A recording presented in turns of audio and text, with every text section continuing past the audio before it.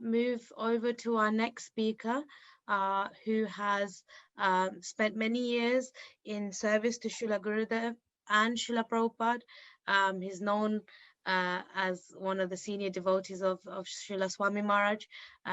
It's none other than our Raghunatha Prabhu from the UK. Well, he's American, but he's from the UK now.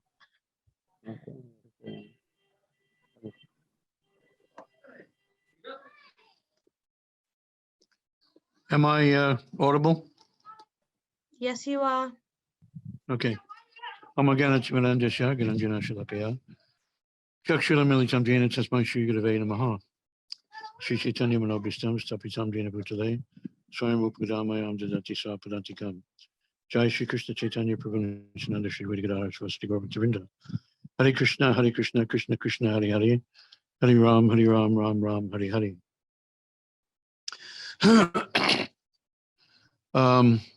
I'm sure I'm a bit after the fact, but it's taken me a while to understand that our Guru Varg, our Parampara, they're all Manjaris.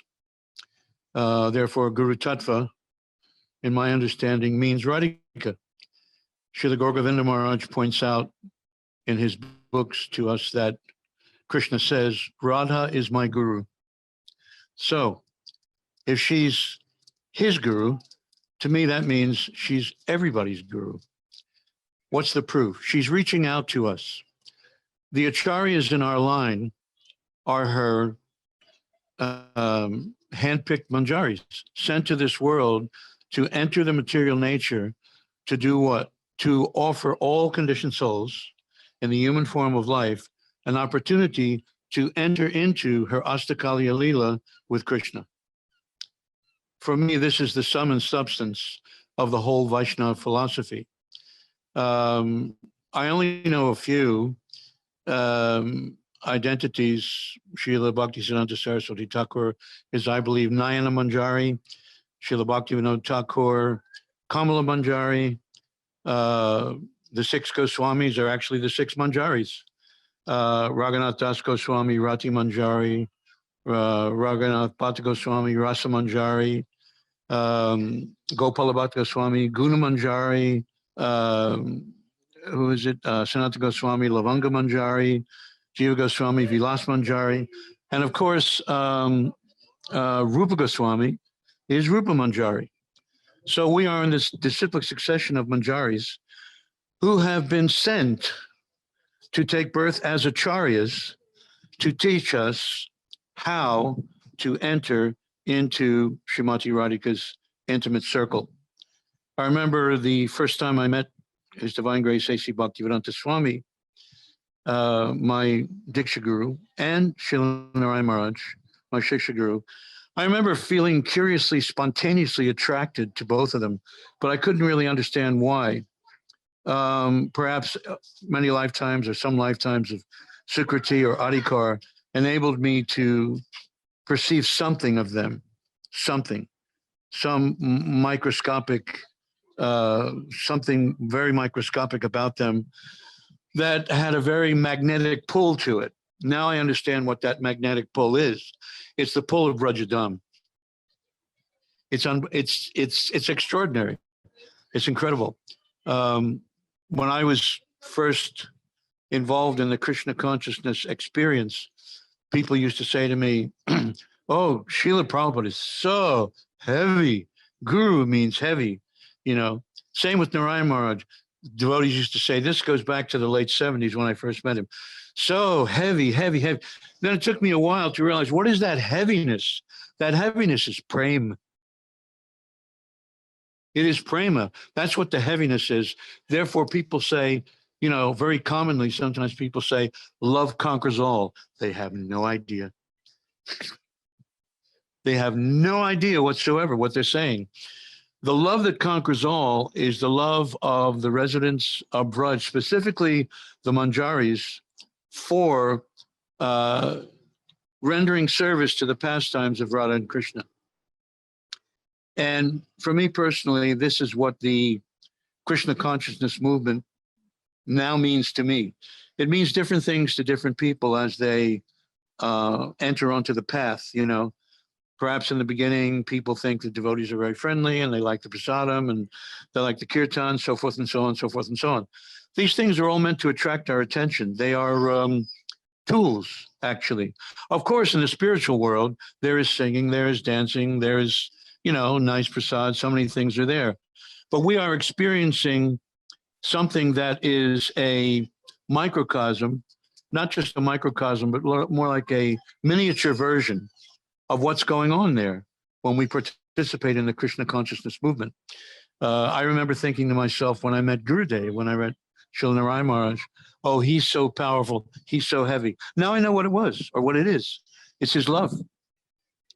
You know, the Manjaris come to this world on the request of Srimati Radhika, and what do? They take on the Acharya Vesh, the dress of an Acharya, you know, and they put out that potency for all those with sufficient sukriti and sufficient adhikar to perceive it, inquire about it, approach it. So this is her movement. Srila Gurudev's her Manjari, Srila Prabhupada her Manjari, all Manjaris. In fact, His Divine Grace Srila Prabhupada used to say in the early days, we are following in the footsteps of the 6 Goswamis. To me, that means what? Following in the footsteps of the 6 Manjaris. And then he made it even more specific. He used to say, follow in the footprints, more than footsteps. That's more precise and more exact. If you follow in someone's footprints, you go where they go and you become what they are by exhibiting that kind of behavior, you know, by worshiping that kind of behavior. So what else? He also used to say, Srila Prabhupada used to say, I think this is in the introduction to his Krishna book. He says, one must.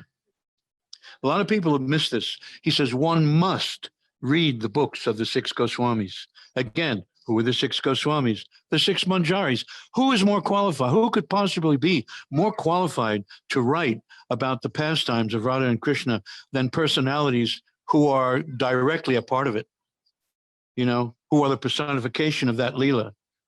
So when Srila Prabhupada says one must read the books of the 6 Goswamis, it's kind of like, you know, he's using, I take must to be taken on different levels. Must means you must do this at a certain level of devotion if you want to go further, but also there's a certain ras there that can be relished by someone who's qualified. It's like if somebody reads an interesting book in the material world, they tell their friends, oh, you must read this book, meaning how wonderful it is. So Srila Prabhupada used to say, one must read the books of the 6 Goswamis. It's a requirement at a certain level of devotion. And also, you know, for someone who's on that level, it's something to really be relished. I don't have any qualification to understand these things. I've not read the books of the 6 Goswamis. I'm still on the platform of, you know, do good and avoid evil. But right now, that's the best I can do. But I just wanted to, you know, offer dandavats and thanks to all the devotees, including my Diksha Guru, Srila Prabhupada, and my initiating spiritual master, my, what do you call it, Shiksha Guru, Srila Narayana Maharaj, for giving me whatever mercy they did to be able to get as far as I have. Because, you know, I'm just I don't want to talk about myself, but I'm just a Kali Yuga person, you know, with a Kali Yuga mentality. But somehow or other, the Acharyas come, the Manjaris come, and by their touchstone-like association, bell metal is transformed into gold. You know, every one of us is being given an opportunity right now to rise to the highest position. What does it mean to rise to the highest position? Not like some mundane achievement to be attained. Rise to the highest position means the pinnacle, what did Gurudev call it? The pinnacle of devotion, the topmost level of unconditional, unselfish love. And at the present moment in time, it's beyond my comprehension because I'm still on the platform of, you know, you do something for me, I do something for you, you know, you owe me something, I owe you something. I want to get beyond that. I want to get to the point of unconditional relationship. And that point of unconditional relationship exists within the body of the pure devotee, within the body of the Acharya. And again, who are the Acharyas? They're all Manjaris. This movement, for example, Chaitanya Mahaprabhu is Krishna in the mood of Radharani. Why? Because Krishna wants to taste himself, and he can't do that by himself. So he wants to taste the mood. He wants to taste what his devotee is tasting. And he's not going to pick any devotee. He's only going to pick the best. So who does he choose? Radha Rani, the queen of devotion. He comes in her mood, and he shows us by his practical behavior what she is experiencing in her relationship with Krishna. And this is what Srila Gurudeva has come to give us. This is what Srila Prabhupada has come to give us. This is what all the Acharyas in our line, all Manjaris, have come to give us. So I just want to thank everybody for listening. That's as far as my, who was it said it? Chanika Pandit? I don't know. As high as the birds can fly, that's as far as my realization can go. So thank you very much for listening, and Hare Krishna. Thank you so much, Raghunatha Prabhu, for sharing this.